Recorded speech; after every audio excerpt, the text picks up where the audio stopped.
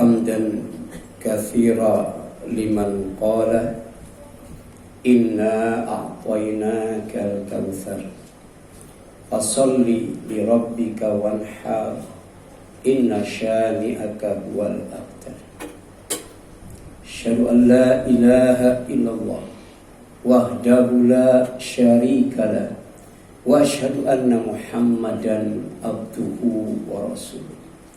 اللهم صل على محمد وعلى آل محمد كما صليت على إبراهيم وعلى آل إبراهيم إنك حميد مجيد.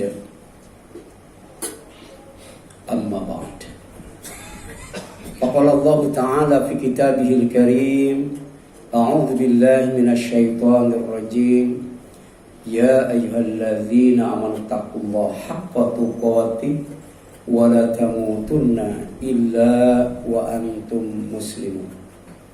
وقال رسول الله صلى الله عليه وسلم: من كان له ساعة فلم يضحي فلا يقربن مصلنا.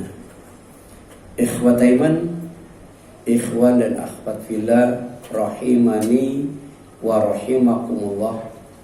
Segala puji bagi Allah yang telah menjadikan hari ini hari raya, yang telah menjadikan hari ini hari agung, yang telah menjadikan hari ini hari besar, yang telah menjadikan hari ini hari suci, dan yang telah menjadikan hari ini hari cinta dan kasih sayang. Hari ini kita agungkan dan sucikan Allah dengan membesarkannya, dengan mengesahkannya, dan dengan memujinya, dengan bertakbir, bertahlil, dan bertahmid. Hanya Allah yang paling besar, selain Allah kecil. Hanya Allah Tuhan satu-satunya yang layak dipuji, yang layak diibadati, dan layak ditaati. Dan sebagai hambanya kita tidak pantas untuk ujub, ria, dan takabur. Itulah makna Allahu Akbar, makna la ilaha illallah, dan makna walillahil hamd. Hari ini kita sholat Idul Adha, kemudian berkurban sebagai ungkapan syukur atas nikmatnya yang sangat banyak. Nikmat sehat, tidak sakit. Nikmat kaya, tidak miskin. Nikmat muda, tidak tua. Nikmat senggang, tidak sibuk. Nikmat hidup, tidak mati. Nikmat iman, tidak kufur. Nikmat Islam, tidak fasik. Nikmat ilmu, tidak jahil. Dan nikmat amal, tidak ghafil. Ikhwat iman, ikhwan dan akhwat fillah, rahimani wa rahimakumullah, beruntung dan berbahagialah bagi orang yang hari ini sholat Idul Adha kemudian berkurban. Insya Allah akan menjadi wasilah mendapatkan Al-Kautsar, yaitu sebuah sungai dan telaga yang ada di surga khusus untuk Nabi Muhammad sallallahu alaihi wasallam dan umatnya yang mengikuti dan menghidupkan sunnahnya. Di antaranya bertakbir, sholat Idul Adha, kemudian berkurban, sebelumnya saum, ya, infak, zakat, dan sedekah. Nah, di samping sebagai ungkapan syukur, berkurban adalah bukti ketakwaan hati kepada Allah serta kepedulian terhadap sesama. Sebab tidak akan sampai kepada Allah darahnya, tidak akan sampai kepada Allah dagingnya. Yang akan sampai kepada Allah adalah takwanya. Sedangkan dagingnya, kulitnya, jeroannya, itu semuanya dibagikan habis. Pertama untuk yang berkurban, selebihnya untuk para mustahik, sebagai bentuk kepedulian terhadap sesama manusia. Insya Allah takwanya Allah terima, kurbannya Allah terima, dan kecintaan dan kasih sayang terhadap sesama juga dinilai amal soleh oleh Allah Subhanahu wa ta'ala. Kurban yang dicontohkan Rasulullah sallallahu alaihi wasallam besar banget, gemuk banget, dan bertanduknya sangat, ya, luar biasa, sehat dan lurus. Sebab itulah kurban yang dicontohkan oleh Rasulullah. Sebagai teladan umatnya, Rasulullah pernah berkurban seekor kibas untuk dirinya, keluarganya, dan umatnya. Bahwa Islam itu bukan agama yang susah. Islam itu bukan agama yang ribet. Satu kurban 1 ekor kambing cukup untuk satu keluarga, untuk ibu, ayah, istri, anak dan saudara. Ini Islam agama yang sangat mudah.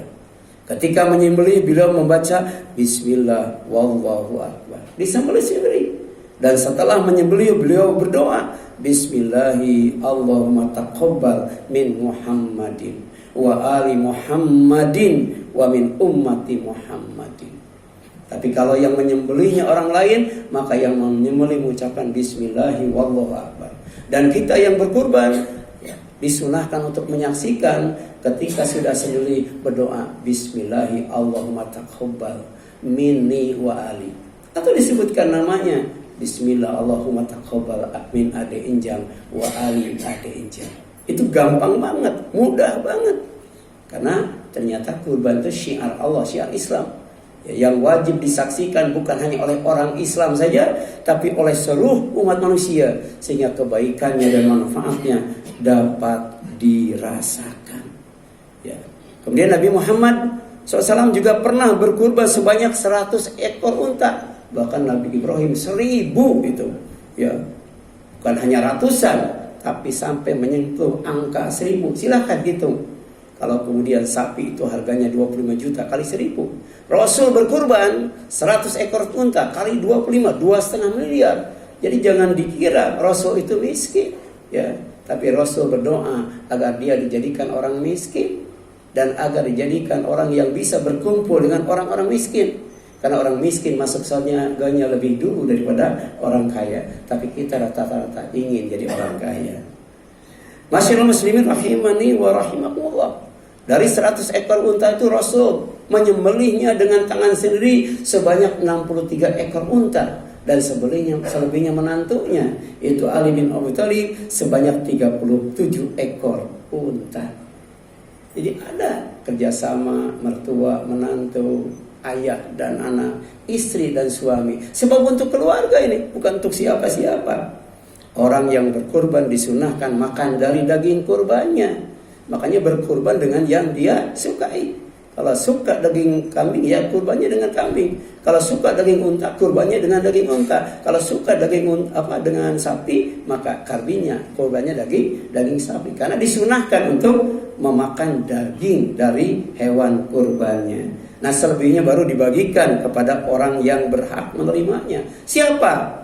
Yang pertama al-ba'is, orang miskin, orang sengsara, orang melarat, yang kemudian dia minta, dan kalau dikasih kurban dia datang.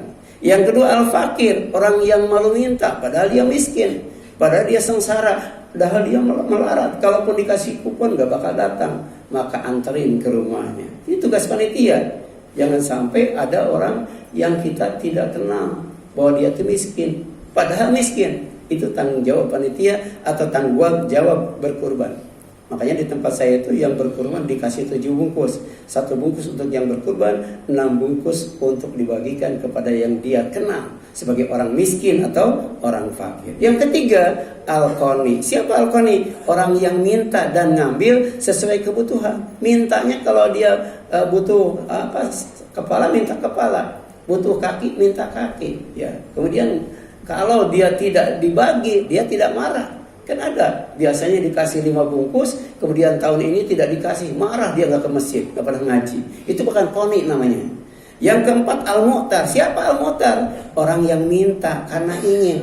Sebenarnya dia kurban, ya, yaitu kurbannya sapi, tapi dia ingin daging kambing buat nyate. Atau kurbannya kambing, tapi dia ingin daging sapi buat nyoto. Atau bisa jadi dia kaya tapi tidak sempat kurban. Karena apa? Mungkin karena kesempatan dan lain sebagainya. Ya kita kasih walaupun dia. Bahkan non muslim pun kita kasih. Karena kurban itu baik manfaatnya, kebaikannya, itu sebagai rahmatan lil alamin. Bukan untuk orang Islam saja, tapi juga untuk yang lainnya.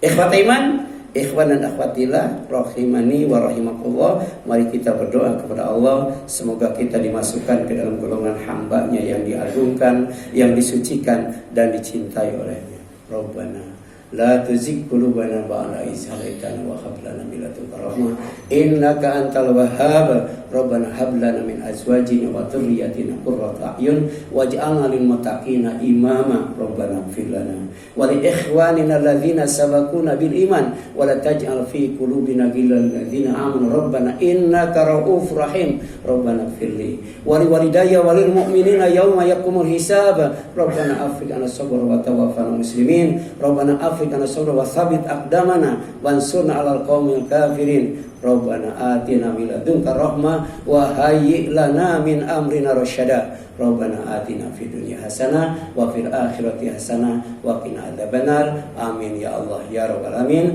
أقول قولي هذا وأستغفر الله لي ولكم والعفو منكم والسلام عليكم ورحمة الله وبركاته.